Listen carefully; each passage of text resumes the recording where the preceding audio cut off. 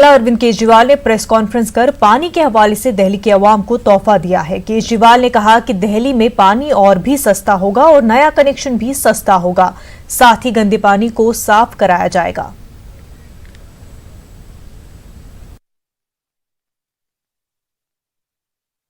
Board ने बहुत बड़े और महत्वपूर्ण निर्णय लिए हैं जो मेरी समझ से दिल्ली में पानी के सेक्टर में और सीवर के सेक्टर में बहुत बड़ा रिफॉर्म साबित होंगे।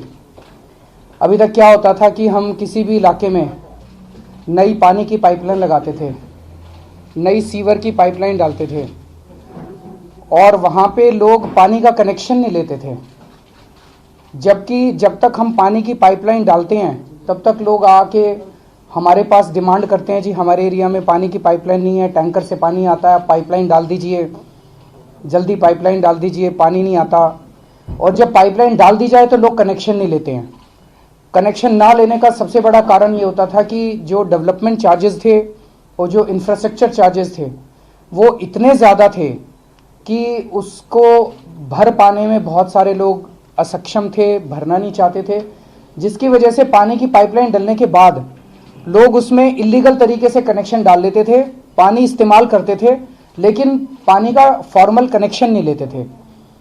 इसकी वजह से जब आप देखेंगे तो दिल्ली उन शहरों में आता है जो जहाँ पे हमारा NRW अनअकाउंटेड वाटर ये बहुत ज़्यादा रहता है, क्योंकि लोग कनेक्शन नहीं लेते, पानी की पाइपलाइन हमने डाल दी और उसके अंदर डंडी मार के और वो पानी इस्तेमाल करते हैं।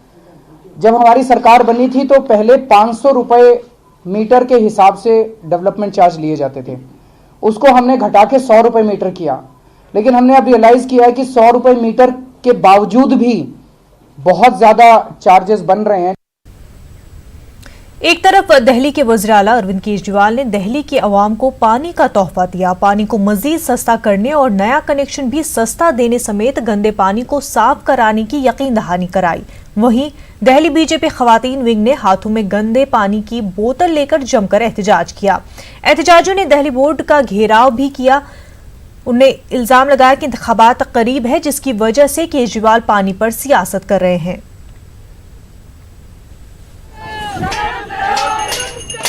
दिल्ली में लगातार जहरीले पानी की समस्या बढ़ती जा रही है और आज दिल्ली बीजेपी महिला मोर्चा जल बोर्ड के ऑफिस के बाहर अरविंद केजरीवाल सरकार के खिलाफ हल्ला बोल के लिए पहुंचा है। आप देख रहे हैं कि तमाम जो महिलाएं हैं वो यहाँ पर पहुंची हुई है और उनके हाथ में कई तरीके के पोस्टर्स भी हैं जिसमें साफ तौर से लिखा है, फ्री पानी के चक्कर में दिल्ली की जनता को बहकाया, जहरा पानी पिलाया।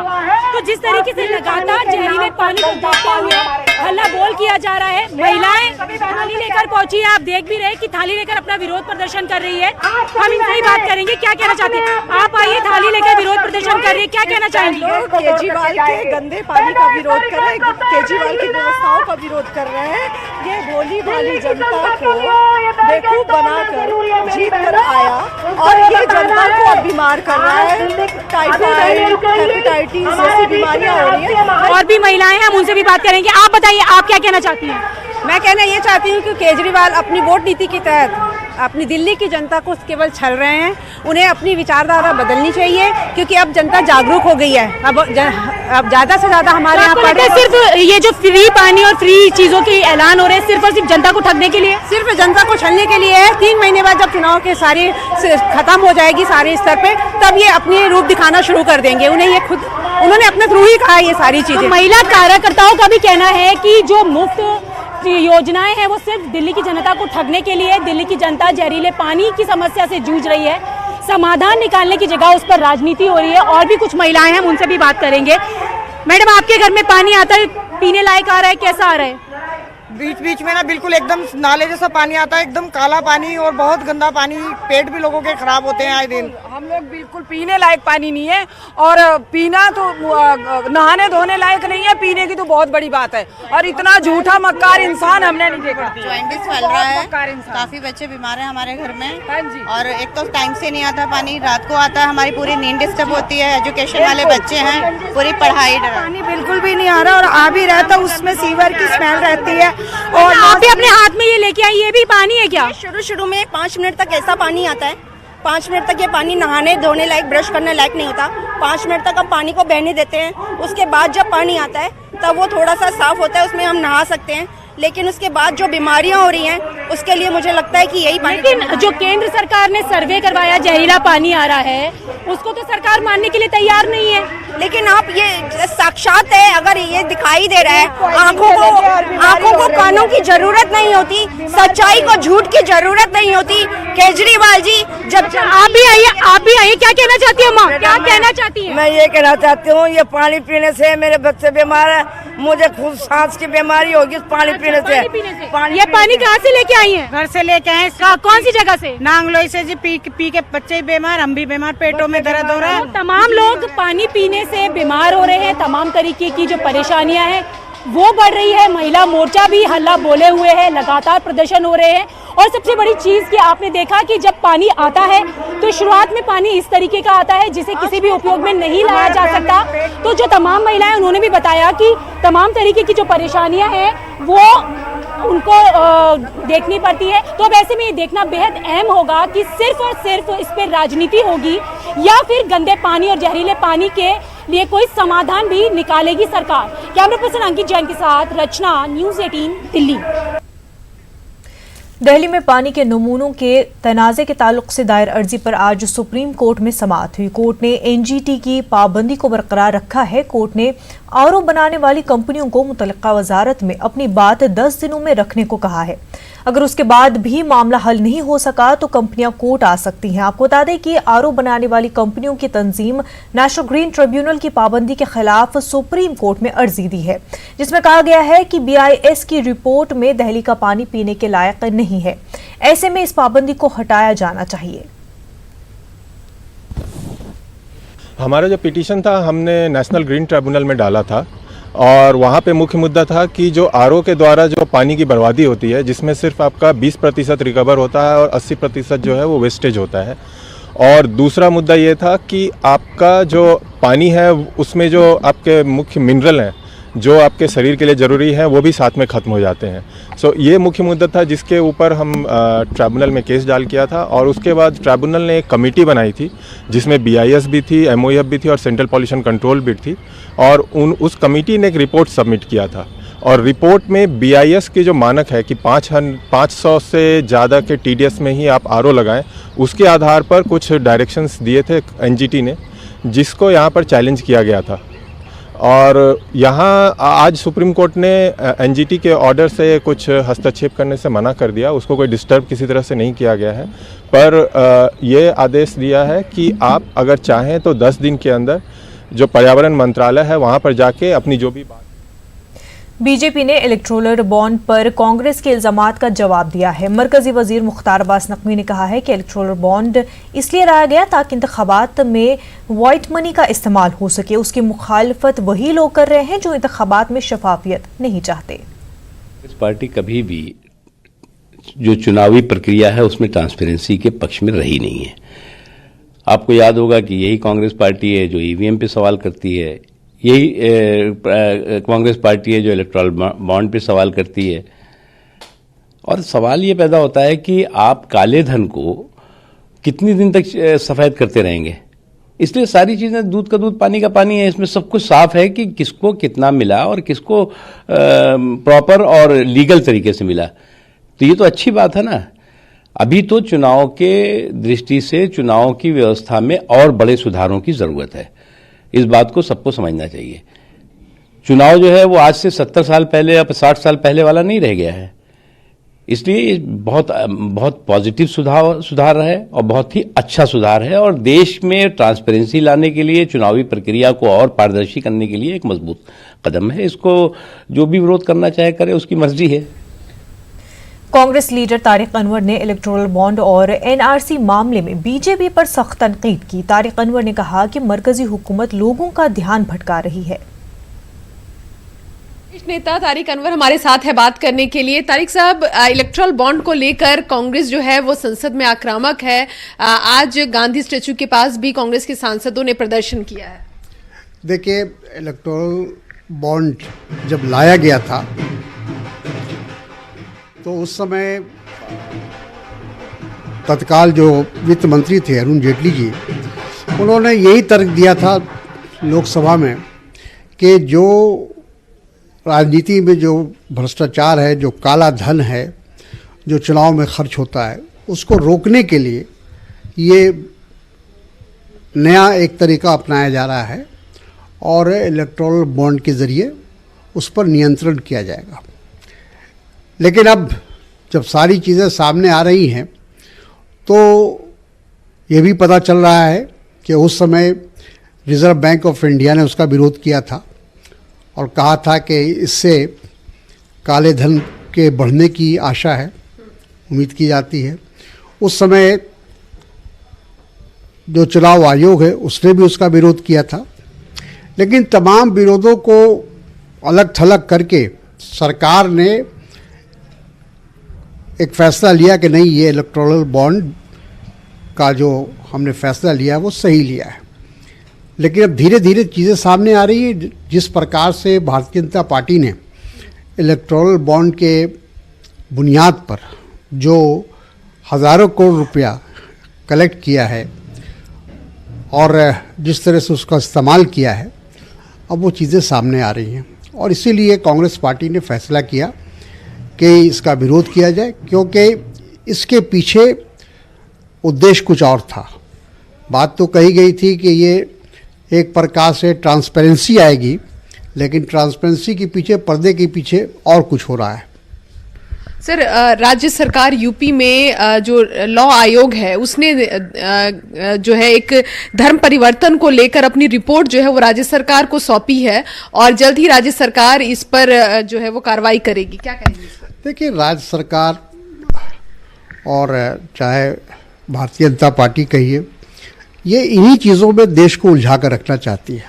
चाहे एनआरसी है, चाहे धर्म परिवर्तन है, गौ हत्या है, और ये ताकि जो मूल समस्या देश के सामने है, आज बेरोज़गारी है, भ्रष्टाचार है और उसके साथ साथ किसानों की समस्या है, आज जो आर्थिक मंदी है, उन चीज़ों से ध्यान हटाने के लिए समय समय पर एक नॉन इशू को लाकर सामने खड़ा कर दिया जाता है और उससे ताकि लोग भावुक हो जाए, लोग जो असली बात है, जो बुनियादी सवाल है, उसको लोग भूल जाए। धन्यवाद। कैमरा पर्सन हरीश के साथ रंजीता झा, न्यूज़ 18 नेटवर्क।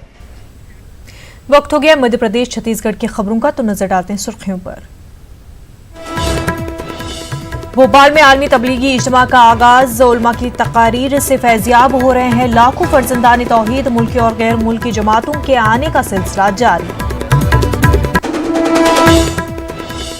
रायपुर की हवा में घुला जहर, AQI पहुंचा 275 के पार, अवाम में तशवीश।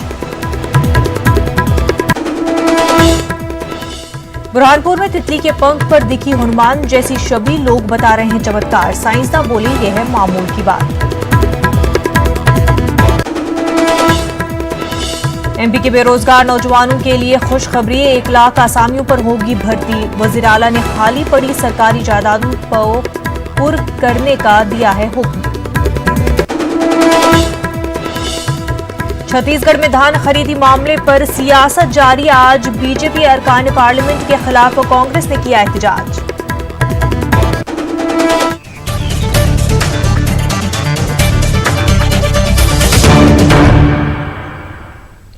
भोपाल के 4 रोजा आलमी तबलीगी इज्तिमा के पहले दिन फर्जंदान तौहीद को ईमान व यकीन के साथ तालीम के हुसूल की तलकीन की गई। आलमी इज्तिमा में शिरकत के लिए मुल्क और बैरून मुल्क से जमातों के आने का सिलसिला जारी है और अब तक 2315 जमातें भोपाल पहुंच चुकी है। आलमी इज्तिमा के पहले दिन इज्तिमाई निकाह का भी इनेकाद किया गया। आलमी इज्तिमा पर पेश है हमारे नुमाइंदे मेहताब आलम की एक खास रिपोर्ट। भोपाल का आलमी तबलीगी इज्तिमा अपनी इनफरादियत के लिए मुल्क व बैरून मुल्क में मशहूर है। यूँ तो इज्तिमा मुल्क के बहुत से शहरों में होते हैं, लेकिन भोपाल के इज्तिमा की इनफरादियत ये है कि ये इज्तिमा 71 सालों से तसलसल के साथ मुनाकिद किया जा रहा है। इस साल 72वां आलमी तबलीगी इज्तिमा का इनेकाद किया गया है जो 4 रोजा होगा। हालांकि इससे कबल आलमी इज्तिमा सहरोजा ही होता था। गुज़िश्ता साल आलमी इज्तिमा का 4 रोजा इनेकाद का ऐलान जरूर किया गया था, लेकिन असम्बली इंतखाबात और ज़ाब्ते अखलाक के नफाज के सबब इज्तिमा 3 रोज में ही इख्तिताम पजीर हो गया था। 72वां आलमी तबलीगी इज्तिमा का आगाज सुबह नमाज फज्र के बाद दरस कुरान के साथ शुरू हुआ है। भोपाल के 4 रोजा आलमी तबलीगी इज्तिमा का इंतजाम गुज़िश्ता साल के मुकाबले बड़े पैमाने पर किया गया है। इस साल आलमी इज्तिमा के लिए 70 लाख स्क्वायर फीट जमीन पर टेंट लगाया गया है। वहीं 250 एकड़ जमीन पर पार्किंग, खाने के लिए 40 जोन, वुजू के लिए 70,000 नल कनेक्शन, पानी की फराहमी के लिए 40 ट्यूबवेल और 500 पानी की टैंकों का इंतजाम किया गया है। 3,500 पुलिस एहलकारों के साथ 10,000 वॉलंटियर और CCTV कैमरों से भी नजर रखी जा रही है। भोपाल का आलमी इज्तिमा डिजिटल होने के साथ जीरो वेस्ट और ग्रीन व क्लीन इज्तिमा के साथ शुरू किया गया है। इज्तिमा का मकसद अल्लाह का पैगाम अल्लाह के बंदों तक पहुंचाना है ताकि अपने रब को पहचान सके और गहवारे अमन बन सके। न्यूज़ 18 उर्दू के लिए भोपाल से महताब आलम की रिपोर्ट। हमारे नुमाइंदे महताब आलम ने आलमी तबलीगी इज्तिमा में शिरकत के लिए आए लोगों से बातचीत की। भोपाल का 4 रोज़ा आलमी तबलीगी इज्तिमा शुरू हो गया है। आलमी तबलीगी इज्तिमा में मुल्क और बैरून मुल्क से जमातों के आने का सिलसिला भी जारी है। यहाँ पर क्या ख़ास इंतजाम किया गया और जो यहाँ पर लोग खिदमत कर रहे हैं उनको किस तरह की रूहानी खुशी हो रही है, इस पर बातचीत करने के लिए हमारे साथ बड़ों के साथ साथ बच्चे भी मौजूद हैं। उनसे जानते हैं कि आपका नाम? अरहमुद्दीन खान। अरहम, यहाँ पर जो है किस लिए आए हैं? हम खिदमत के लिए आए हैं यहाँ पर, ताकि जो लोग आते हैं उनके लिए वो सामान रखे हैं ट्रकों में, ट्रक वाले भी आते हैं और बहुत से लोग भी आते हैं, दूर दूर से आते हैं खिदमत के लिए। तो इसलिए मैं भी आता हूँ खिदमत के लिए, सवाब के लिए। भोपाल के इज्तिमा में क्या खास नज़र आता है? भोपाल का इज्तिमा माशाल्लाह मैं करीब 20 साल से यहाँ पर इज्तिमा में शिरकत करने के लिहाज से भी, मेरे अखबारी काम से भी आता रहा हूँ और 15 साल से लगातार यहाँ भोपाल में मैं इस इज्तिमा को देख रहा हूँ।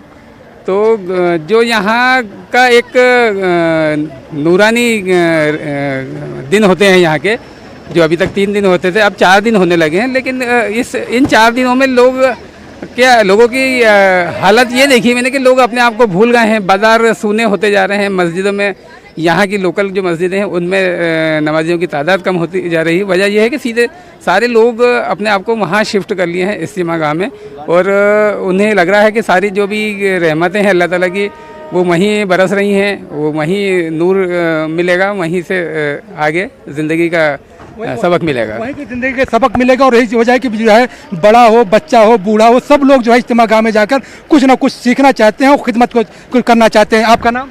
मोहम्मद ओजान। यहाँ पर क्या सीखने के लिए आते हैं? यहाँ हम दीन सीखने के लिए आते हैं। हमें बहुत खुशी होती है कि हमारे जो बाहर से साथी आते हैं हम उनकी खिदमत करें। थोड़ा बहुत हमें ये भी पता चलता है कि अच्छे तरीके से उनका सम्मान करें और अच्छे तरीके से उनको ट्रक में बिठा के उधर पुचा ईट खेड़ी दुआ होती है।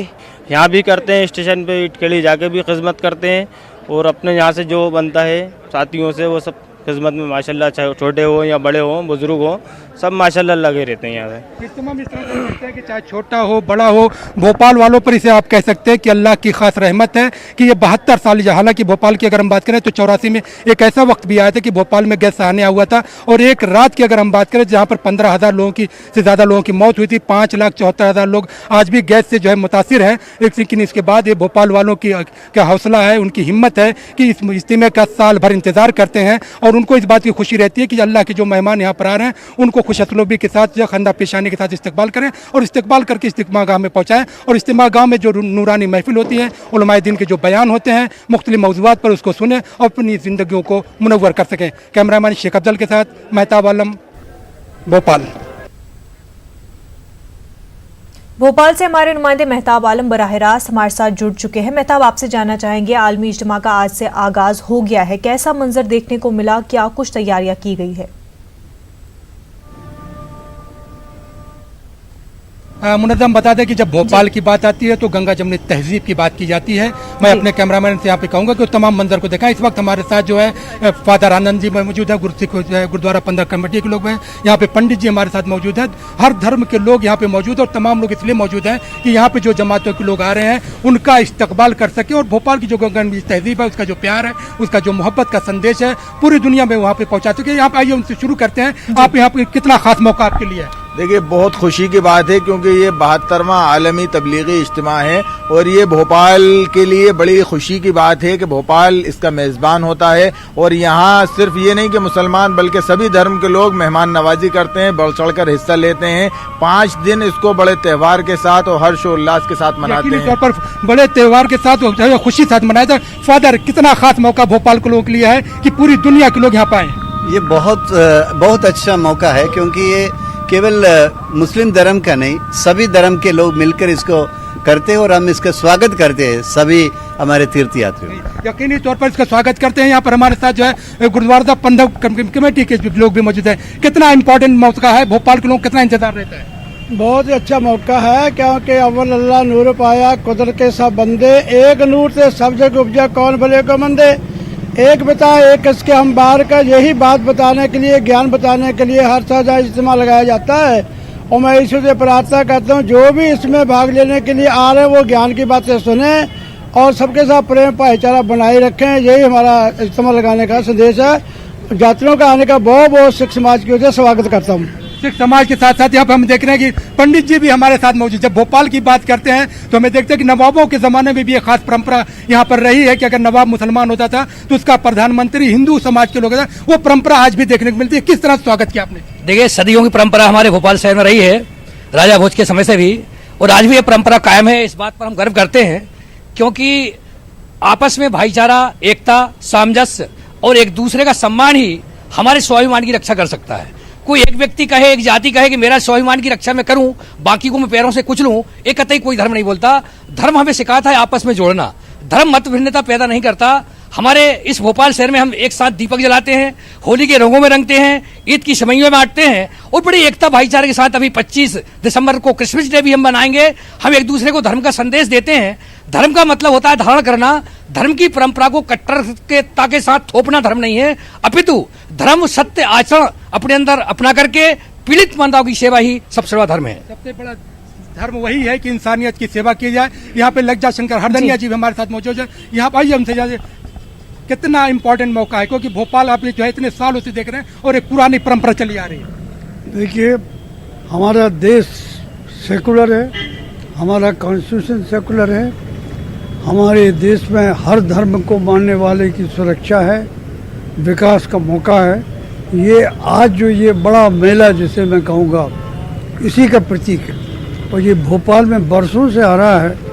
मैं देख रहा हूँ कि लोग हर किस्म की सेवा बिना किसी उसके कर रहे हैं। ये भाईचारे का, और हम लोग सब धर्म के लोग यहाँ पर हैं, बुद्ध धर्म के हैं, ईसाई धर्म के हैं, सिख धर्म के हैं, हिंदू धर्म के हैं। सभी लोग यहाँ के जो मेहमान आते हैं हमारे उसका स्वागत करते हैं। यहाँ पे बहुत मुनज़्ज़म हमारे साथ जो है बहुत समाज के लोग भी मौजूद हैं जो यहाँ पर मेहमानों का स्वागत करने के लिए आए हैं। जो सभी इस इज्तिमा में आए हैं उनको बहुत बहुत धन्यवाद दूंगा क्योंकि ये तो खुशी का त्यौहार है, सद्भावना का त्यौहार है। तो सद्भावना का त्यौहार बड़े हर्षोल्लास से मनाना चाहिए क्योंकि हम मनुष्य हैं। अगर हम एक दूसरे समाज का सम्मान नहीं करेंगे, एक दूसरे को सम्मान नहीं देंगे तो जीवन में हम लोग कभी आगे नहीं बढ़ सकते। तो इस सम्मान के लिए यहाँ पर जो आए हैं इज्तिमा, उनको यहाँ पर वितरण करने के लिए हम सभी धर्म के यहाँ पर लोग आए थे। जमीयत उलमा जो किस तरह स्वागत कर रही है? देखिए, जमीयत उलमा मध्य प्रदेश जो है आज यहाँ पर हम लोग सब इकट्ठे हुए हैं और सभी धर्मों के लोग जैसा कि आप देख रहे हैं यहाँ पे मौजूद हैं। हम लोगों ने सब यहाँ मिलकर जो है जमातियों का इस्तकबाल किया और उन लोगों से गुजारिश करी है कि वो खास तौर पे भोपाल के लिए और पूरे हिंदुस्तान के मुसलमानों के लिए और जितने भी हमारे जो अहले वतन हैं उन सबके लिए दुआएं करें, अमन अमान की दुआएं करें, इंसाफ के कायम होने की दुआएं करें और सबकी खुशहाली की दुआएं करें। और ये सबके लिए ज़रूरी है कि हमारे हिंदुस्तान के अंदर खुशहाली हो, अमन हो। इसी प्यार मोहब्बत को बढ़ाने के लिए यहाँ पर हम सब इकट्ठे हुए हैं। प्यार को, मोहब्बत को बढ़ाने के लिए जो है ये प्रोग्राम किया जाता है और आलमी इज्तिमा जो है मुनज़्ज़म 72वां आलमी इज्तिमा है और ये भोपाल के लोगों की खास पहचान है कि इज्तिमा तो मुसलमानों का होता है लेकिन उसके इस्तकबाल के लिए पूरा भोपाल, चाहे वो हिंदू हो, मुस्लिम हो, सिख हो, बौद्ध हो, जैन हो, धर्म हो, तमाम कौमों के लोग अपनी पलकें बिछाए रखते हैं और उनको साल भर इसका इंतजार रहता है। मुनज़्ज़म बिल्कुल मेहताब, और कितनी खूबसूरत मिसाल है, कितना खूबसूरत मंजर देखने को मिल रहा है भोपाल में, जहां पर दुनिया भर से आए हुए लोग इस इज्तिमा में शरीक हो रहे हैं, खुदा की इबादत करने में शरीक हो रहे हैं और वहीं हर मजहब के लोग मिलकर जो है इनकी खिदमत कर रहे हैं। बेहद शुक्रिया मेहताब आलम आपका। जिद करो और दुनिया बदलो, इसी को बुनियाद बनाकर मध्य प्रदेश के गुना में इन दिनों सफाई मुहिम चलाई जा रही है और उसका असर भी देखने को मिल रहा है। अब देखिए खास रिपोर्ट, हमें दीजिए इजाजत, आदाब।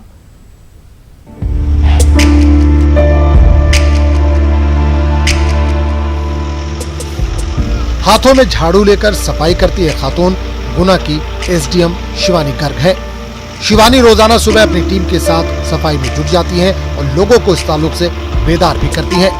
एसडीएम शिवानी गर्ग का कहना है कि दूसरों को बेदार करने से कबल खुद का बेदार होना जरूरी है। लेकिन मुझे ऐसा ही लगता है कि हम सुधरेंगे जग सुधरेगा। यदि आप नहीं उठाएंगे झाड़ू तो आप लोगों को प्रेरित भी नहीं कर पाएंगे। तो किसी को प्रेरित करने के लिए आपको स्वयं वो कदम उठाना होगा। पंच लाइन तो मेरी तरफ से यही है, आप हम सुधरेंगे जग सुधरेगा। आप खुद कचरा ना फेंकें, लोग आपको फॉलो जरूर करेंगे। गुना को सफाई मुहिम की रैंकिंग में सबसे पिछड़ा मुकाम मिला है, लेकिन इस बार इंतजामिया ने जिद कर ली है कि गुना को हर हाल में टॉप 10 अजला की फहरिस्त में शामिल कराना है। ऐसे में एसडीएम शिवानी गर्ग की इस पहल की खूब तारीफ हो रही है। न्यूज़ 18 उर्दू, गुना, मध्य प्रदेश।